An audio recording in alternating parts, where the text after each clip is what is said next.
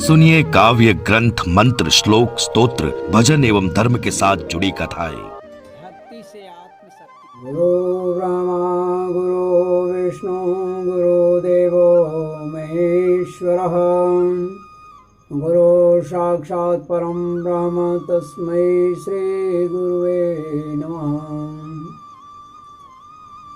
ॐ सरस्वती महाभागे विद्ये कमललोचने विश्वरूपे विशालाक्षे विद्यां देहि नमस्तुते। कृष्णाय वासुदेवाय हरे प्रमात्मने प्रणतः कृष्णाशाय गोविन्दाय नमो नमः। इस समय मैं श्रीमद् भागवत महापुराण के प्रथम खंड के तृतीय स्कंद के तृतीय अध्याय भगवान के अन्य लीला चरित्रों का वर्णन संस्कृत में आरंभ कर रहा हूं। प्रभु से, आप सभी से, माता से यही प्रार्थना है कि अगर कहीं त्रुटि रह जाए, कहीं अनुस्वार बिंदु आदि छूटती हो शायद, तो कृपया मार्गदर्शन कर दें। ऐसे तो मैं हरसंभव प्रयास कर रहा हूँ कि मुझसे कोई कुछ अशुद्धियाँ न हो, क्योंकि जो कथाएं श्रीमद् भागवत के आप तक दे रहा हूँ वो केवल आप तक ही नहीं, वो वास्तव में वो कथा मैं भगवान श्री कृष्ण तथा श्री हरि को ही सुना रहा हूँ। वो तो जन जन तक पहुँचाने का उद्देश्य है मेरा भी रहा, ताकि जो बाहरी आकर मेरे घर में घुसने का प्रयास किए हैं क्रिश्चियन आदि लोग, उन्हें रोका जा सके। ऐसे विशेष रूप से मैं श्री हरि को ही ये कथा सुनाने का उद्युक्त हुआ हूँ, और कोई विशेष मेरी इच्छाएं नहीं रह गई है।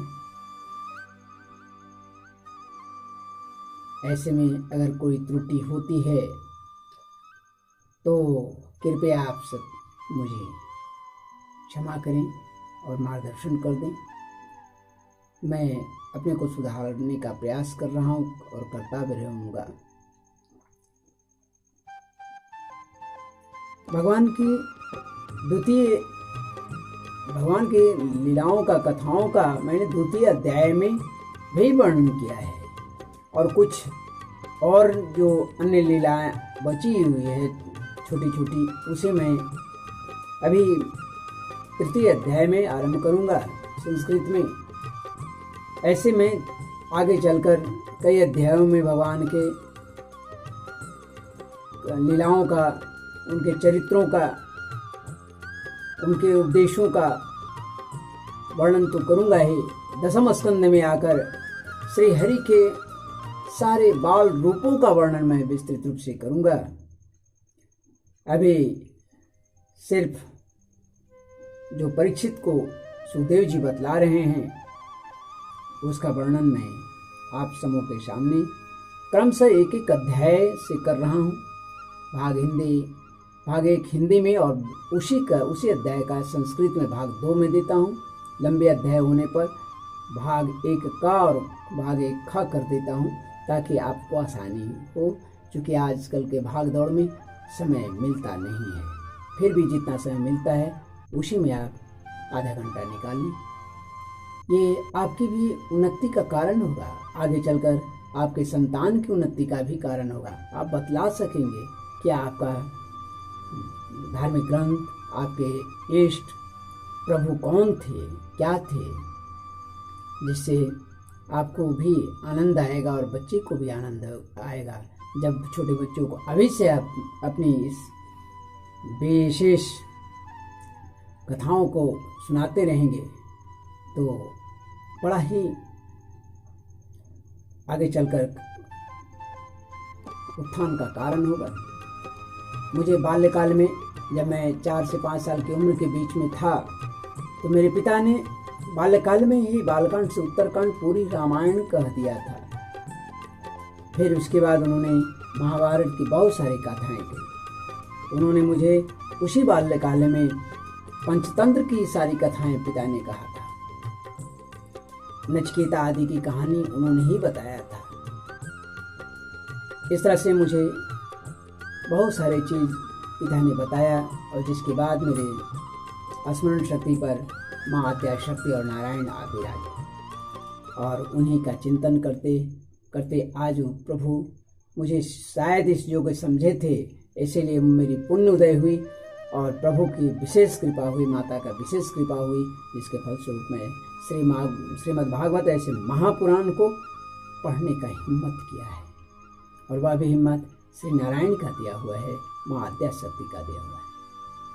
इसलिए मैं अभी तो कदम रखा ही हूँ, मैं तो विद्वान हूँ नहीं, थोड़ी बहुत जानता हूँ, तो वैसे मैं अपने को ज़्यादा क्या बतलाऊँ, मैं क्या कर सकता हूँ। अंग्रेजी में कहावत है, little knowledge is dangerous things, छोटी जानकारी खतरनाक होती है। इसलिए मैं कुछ कहना नहीं चाहूँगा इसमें। आगे मैं जो भी कथा कह रहा हूँ, ये सारी कथाएं मैं श्रीमद् भागवत के एक एक अध्याय से कह रहा हूँ। अपनी तरफ से मेरा कोई विचार अभी तक प्रकट नहीं हुआ है। रही भजन की बात, तो कथाओं के अनुसार ही मैं दे पाता हूँ, और श्रोताओं के मांग पर ही मैंने ये आरंभ किया है। बीच बीच में हिंदी में दिया तो संस्कृत में शायद ना हो, संस्कृत में दिया तो हिंदी में ना हो, तो इस तरह से मैं चल रहा हूँ। क्षमा करेंगे बाकी चीज़ों के लिए। अब मैं संस्कृत में आरंभ कर रहा हूँ। उद्धव उवाच ततः स आगत्य पुरं स्वपित्रो चिकीर्षया संबलदेव संयुतः निपात्य तुङ्गाद्रिपुयथनाथं हतं व्यकर्ष व्यसुमोजसौर्व्याम् सान्दीपने सकृत् प्रोक्तं ब्रह्मादित्य सवेस्तरं तस्मै प्रादाद्वरं पुत्रं मृतं पंचजनोदरात्। संदीपनी मुनि के द्वारा एक बार उच्चारण किए हुए सांगोपांग वेद का अध्ययन करके दक्षिणा स्वरूप उनके मरे हुए पुत्र, जो संदीपनी मुनि से उन्होंने ज्ञान प्राप्त किया था वेद का, तो उस जो वे गुरु थे, तो उनकी दक्षिणा के रूप में उनके जो पुत्र, जिसे एक राक्षस जिसका नाम पंचजन्य था ने मार डाला था, अर्थात उसके घर में यानी यमपुरी जा चुके थे, उस पुत्र को भगवान श्री कृष्ण ने जीवित करके लौटा दिया, यमपुरी से लाकर दे दिया था। समाहुता भीष्मक कन्ययाये श्रिया सवर्णेन बभूषयेषां गान्धर्ववृत्त्या मृषतां स्वभागं जह्रीपदं मूर्ध्नि दधत् सुपर्णः कुकोद्मतो वेदनसोदमित्वा स्वयंवरे नाग्नजीतिमुवाह तद्भग्नमानानपि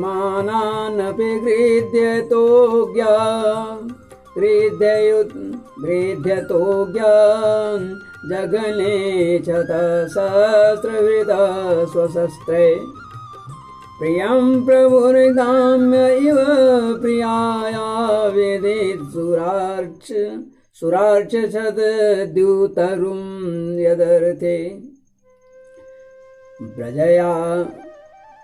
व्रजया द्रवत्तं सगनोरुषान्धा क्रीडा मृगो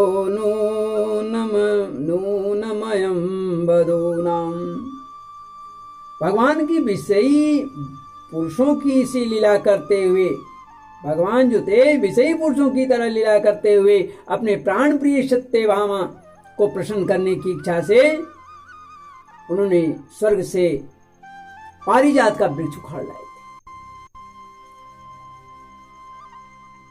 और उस समय इंद्र क्रोध में भर करके प्रभु पर आक्रमण कर दिया था, क्योंकि वह निश्चय ही स्त्रियों का केवल क्रीड़ा मृग बना हुआ था, अप्सराओं और देवताओं का। सुतं मृधेखं वपुषाग्रशंलं दृष्ट्वा सुनाभोन्मथितं धरित्र्या आमन्त्रितस्तत्तनयाय शेषं दत्त्वा तदन्तः पुरमाविशेष। तत्र हृतास्तान्नरदेव कन्या कुजेन दृष्ट्वा हरिमार्तबन्धुम् उत्थाय सद्यो जगृहु प्रहर्ष व्रीडानुराग प्रहितावलोके।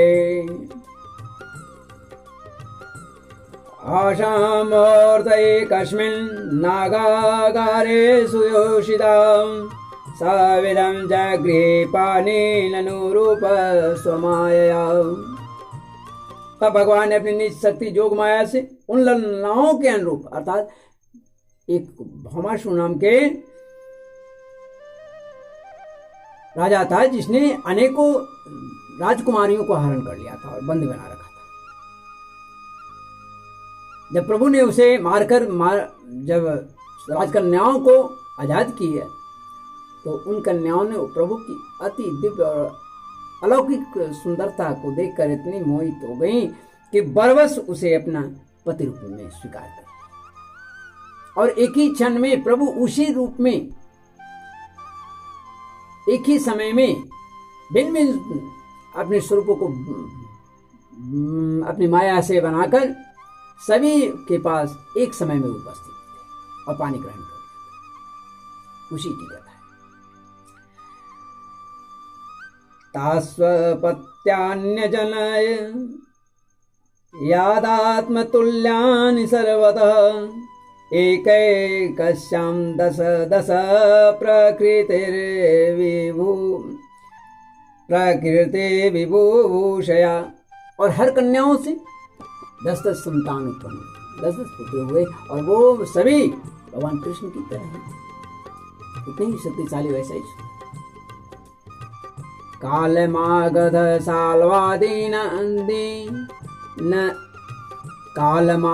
साल्वादीन निकैरुन्धतः पुरम् आजिघनत् स्वयं दिव्यं स पुंसां तेज आदिशत्। संवरं द्विविधं बाणं मूलं वल्लभमेव च अन्यांश दन्तवक्त्रादीनवधितकांश्च घातयत्। अथ ते भातृपुत्राणां पक्षयो पतितान् नृपान् चाल भूः कुरुक्षेत्रं येषामापततां बले। काल एवं जरासन, साल्वादी, वेदबांदर, संबर, बाणासुर आदि को, कुछ को तो प्रभु ने मारा, कुछ को मरवा दिया। फिर बिना नथे हुए बहुत ही बड़े बड़े सिंह वाला मरखंड जिसको कहते हैं, 7 बैलों को उन्होंने स्वयंवर में नाथा और सत्यजीत से विवाह की।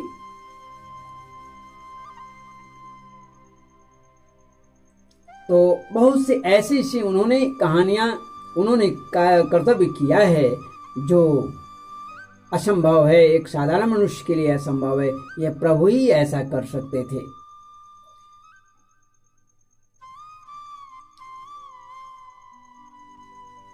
सकर्ण दोषासन सौबलानां कुमंत्र पाखेन हत श्रियायुषं सुयोधनं सानुचरं शयानं भगनोरुमुर्व्यां ननन्द पश्यन्। के पुत्रों का मृत्यु, जिसमें दुर्योधन का पैर टूट जाना आदि बहुत तरह की बातें हैं, उसे वो प्रभु प्रसन्न नहीं था। 18,000 अछौनी सेनाओं का मर जाने से भी उतना वो संतुष्ट नहीं हुए थे, क्योंकि उनको तो पृथ्वी की भार उतारनी थी। इसीलिए उन्होंने आगे का कार्य भी संपन्न किया। यान भुवोऽयं चपितोरुभारो यद द्रोण भीष्मार्जुन भीममूले अष्टादशाक्षौहिणिको मदंसैरास्ते बलं दुर्विषहं यदूनां मिथ्यो यदेषां भविता विवादो मध्वा मदाताम्रविलोचनानां नैषां वधोपायय्या नतोऽन्यो मय्युद्यतेऽन्तर्दधते स्वयं स्म। एवं संचिन्त्य भगवान् स्वराज्ये स्थाप्य धर्मजं नन्दयामास सौहृदः साधूनां वर्धमानं दर्शयन्। उत्तरायां धृतपुरुर्वंशं साध्वभिमन्युना स वै द्रोण्यस्त्र संचिन्न पुनर्भगवता धृतः। ये वही भगवान श्री कृष्ण है जिन्होंने पांडु के वंश की रक्षा भी इन्होंने की थी। बीजों का रोपण किया और उसके बाद अर्जुन का पोता के रूप में उनका जन्म होने वाला था, लेकिन अश्वत्थामा के ब्रह्मास्त्र के बाद उसकी मृत्यु हो गई। फिर भी श्री कृष्ण ने उसे भी जीवित किया। तो ये साधारण बात नहीं थी और ये साधारण पुरुष के लिए संभव नहीं, अर्थात भगवान कृष्ण ही थे जो पुरुष रूप में कार्य भी किया और दैव रूप में भी कार्य किया। विराट रूप दिखला करके अर्जुन को और जो साधु पुरुष थे उनको भी वह दृश्य दिखा, तो समझ गए कि जैसे मैं कुछवान समझ रहा था, वो कुछवान नहीं, स्वयं नारायण है, स्वयं भगवान है, कि वही कृष्ण है।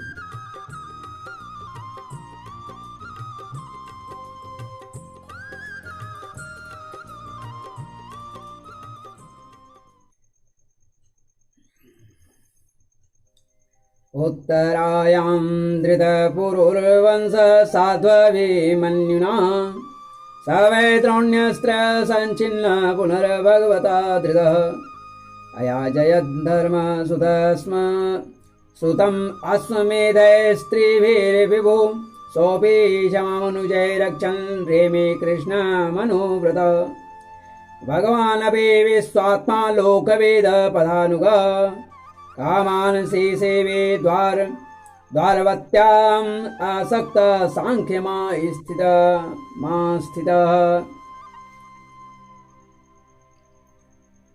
प्रभु को सांख्य योग की स्थापना करने की कभी आसक्ति नहीं थी, कभी भी गृहस्थ आश्रम में रहने की इच्छा नहीं रही है, लेकिन जगत की कल्याण के लिए उन्होंने और लोगों की भावनाओं के लिए उन्होंने ऐसा किया।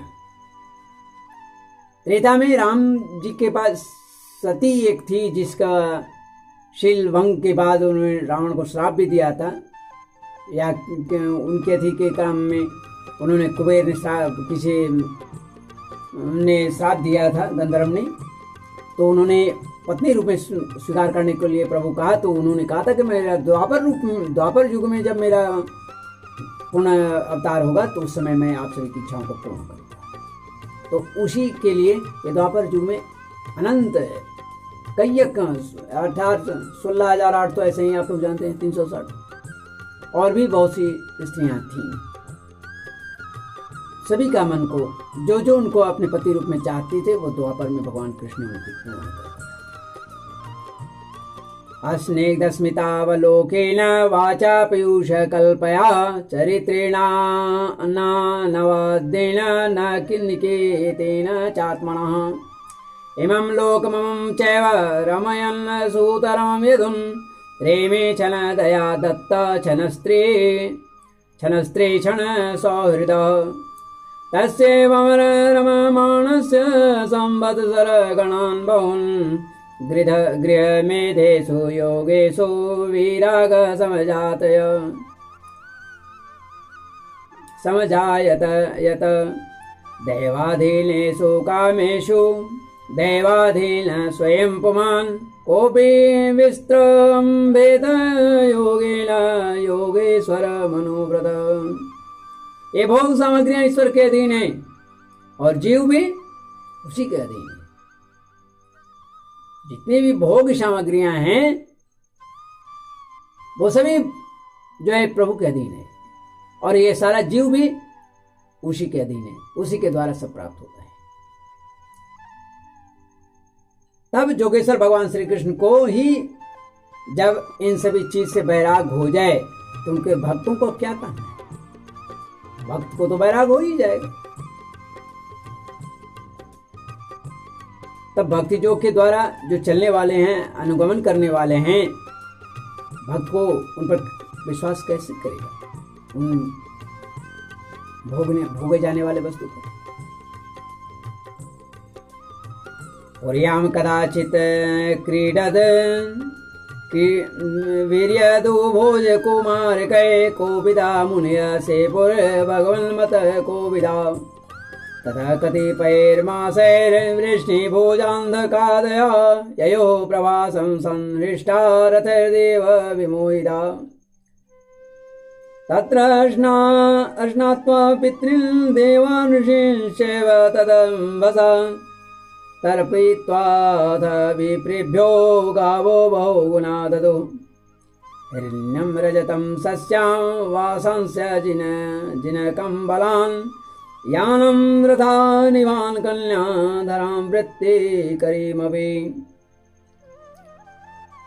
अन्नं चोरूर्षं तेभ्यो दत्त्वा भगवद्दर्पणं गोविप्रार्था सव सूरा प्रणेमुर्भुवि मूर्धवि।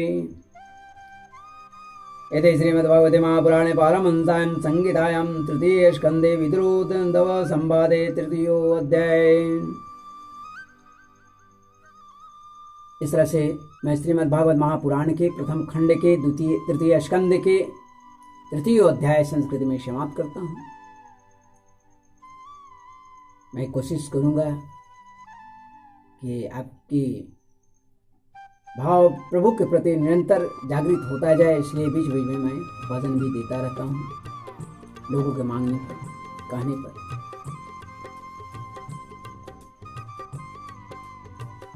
श्रीमन्नारायण नारायण नारायण